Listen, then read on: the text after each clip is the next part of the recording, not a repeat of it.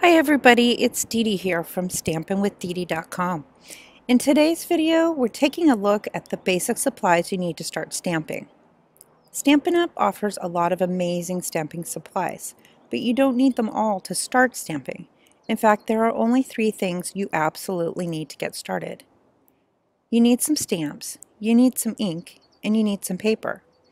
There are a few other supplies that are helpful to have, and I'll tell you about those a little later in this video, but these are the only 3 supplies that you absolutely need to get started. So first let's talk about stamps. Stamps come in a variety of shapes and sizes, from teeny tiny images to large detailed images. At Stampin' Up! They also come in 3 different mediums: wood mount, clear mount, and photopolymer. Wood mount stamps are made out of rubber that's backed with a piece of foam and then permanently attached to a wooden block that you hold on to when you're stamping. Clear mount stamps are also made of rubber and they're backed with foam, but they're not permanently attached to blocks. Instead, you use them with clear blocks that are sold separately. To use them, you just press the clear block to the foam backing, then you stamp your image, and when you're done, you just peel the stamp right off the block. Photopolymer stamps are made of a see-through compound. Like clear mount stamps, you use photopolymer stamps with separate clear mounting blocks.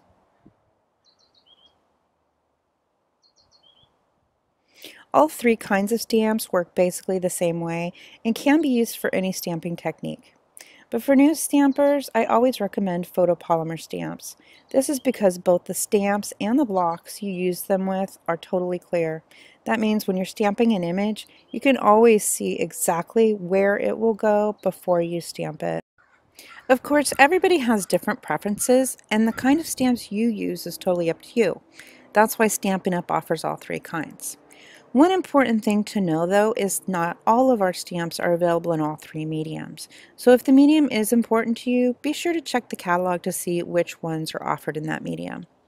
Usually our stamps are available in your choice of wood mount or clear mount, or just in the photopolymer. Now let's talk a little bit about ink. To use a stamp, you do need to ink it up first. The fastest and easiest way to do that is with an ink pad. Like stamps, ink pads come in many varieties, but when you first start stamping, you don't need them all. To start stamping, I recommend sticking to 2 kinds of ink pads: dye-based and archival. Dye-based ink pads, like the ones in Stampin' Up's exclusive line of colors, have ink in them that's mostly water with a lot of pigment mixed in, so the colors are really vibrant. Here's an example of one stamped with a dye-based ink pad. This kind of ink is perfect for stamping colorful solid images and outlines. It's also the best kind of ink to use if you want to color your images in with alcohol markers like Stampin' Blends or Copics. Archival ink pads like Stampin' Up's Basic Black and Basic Gray contain ink that's permanent, waterproof, acid-free, and light-fast. So these are the best ones to use for images that you want to color with most mediums except alcohol markers.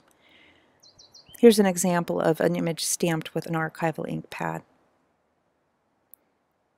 Archival inks are also the best ones to use for stamping anything that you want to last a long time, like scrapbook page titles.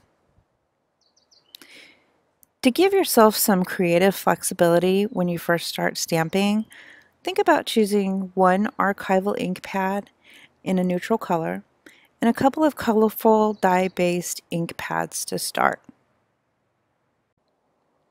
Okay, so the third and last supply that you need to start stamping is some paper. Although you can stamp on any kind of paper, cardstock is the best paper for stamping. It's thicker than printer or construction paper, so it won't fall apart when you stamp on it, but it's still thin enough that you can cut and fold it easily to make cards, gift boxes, and other projects. Cardstock is available in a lot of different colors and a couple of main sizes.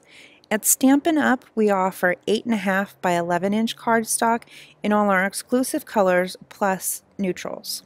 This size is perfect for making greeting cards and small items.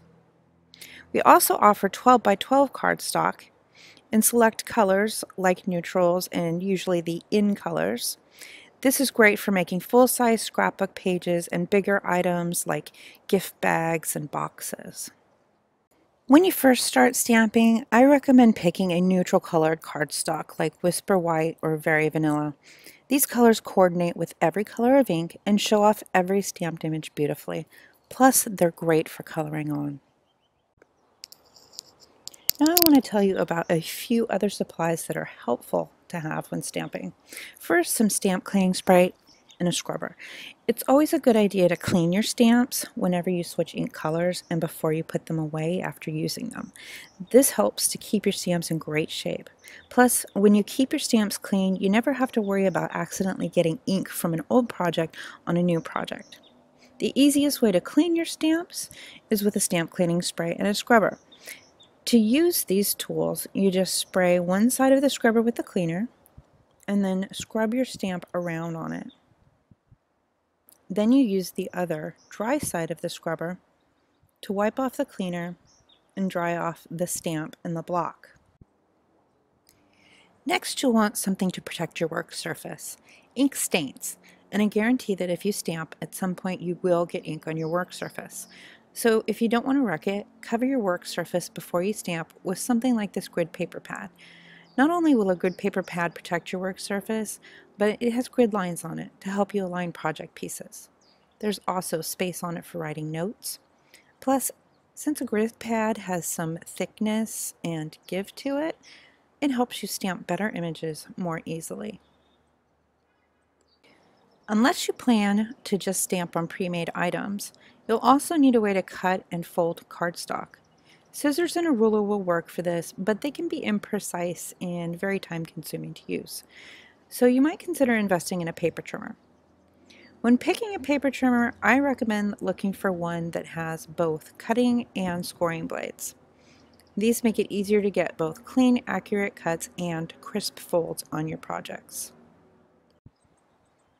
If the first stamps you choose are outline stamps that you need to color in by hand, think about adding a coloring medium like markers, colored pencils, or blender pens to your startup supplies.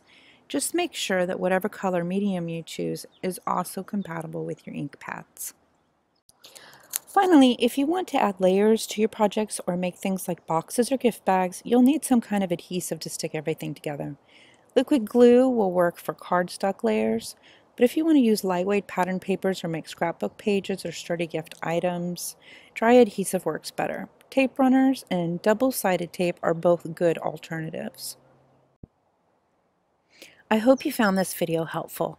If you have any questions, please feel free to leave them in the comments below or visit my website at stampinwithdeedee.com for more information. Until next time, happy stamping!